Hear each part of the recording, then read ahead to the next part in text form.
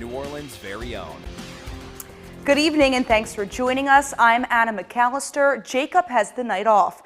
As the Omicron variant spreads throughout the country, U.S. officials are calling for unvaccinated Americans to get inoculated. A U.S. appeals court reinstated a nationwide vaccine or testing COVID-19 mandate for large businesses, which covers 80 million American workers. Now, opponents of the mandate are asking the Supreme Court to intervene. ABC's Christine Sloan has the latest. As states take more precautions in response to COVID, an appeals court is allowing the OSHA vaccine or test mandate to move forward again. The appeals court dissolving a stay issued by another court just over a month ago. Meantime, with just about a week until Christmas, the U.S. is bracing for a bigger surge in cases, fueled by both the Delta and Omicron variants. The Omicron strain reportedly doubling every 2 to 3 days. For the unvaccinated, you're looking at a winter of severe illness and death.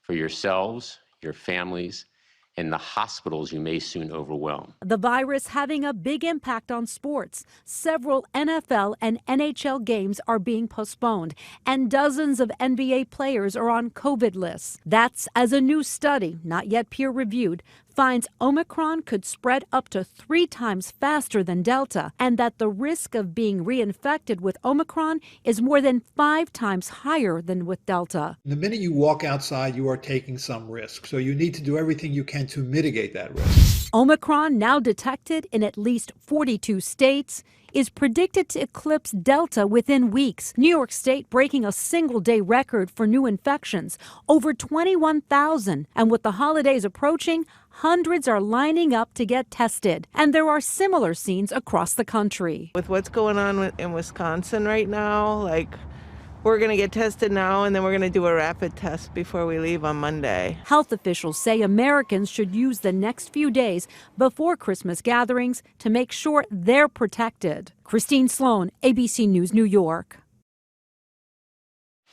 Taking a look at the latest COVID numbers in our area, the Louisiana Department of Health is reporting more than 1,100 new cases across the state. The health department is also reporting 6 more deaths. More than 200 people are in the hospital battling this illness, and 37 of those people are on ventilators. Governor John Bel Edwards' office announcing 2 staff members tested positive for COVID on Friday. A member of the governor's cabinet also tested positive.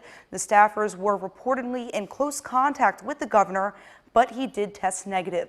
The governor's office says those who tested positive are in isolation. And Louisiana State Police have issued a silver alert for an 84-year-old man from Rapides Parish. Troopers are looking for this man, Elson Deshotel. Deshotel was last seen by a neighbor yesterday afternoon around 1 o'clock. Deshotel suffers from a severe medical condition that could impair his judgment. Police believe he walked away from his home and could be disoriented. If you've seen Deshotel or if you know where he is, call police. And a St. Landry Parish car accident leaves 4 people dead, including a Nichols student. The accident happened shortly after 9 o'clock last night on I-49. 54-year-old John Lundy of Georgia was driving his Chevy Colorado pickup truck when he hit a 2017 Cadillac SUV. Lundy and 3 people in the Cadillac died, including 20-year-old Nichols student Lindy Rice Simmons and her 2 younger siblings, 16-year-old Christopher Simmons and 14-year-old Cameron Simmons. The crash remains under investigation. And a heads up for drivers in New Orleans, a 3-week road closure begins on Monday. The city will close the 2,400 to 2,600 blocks of North Durgenois for vehicular traffic.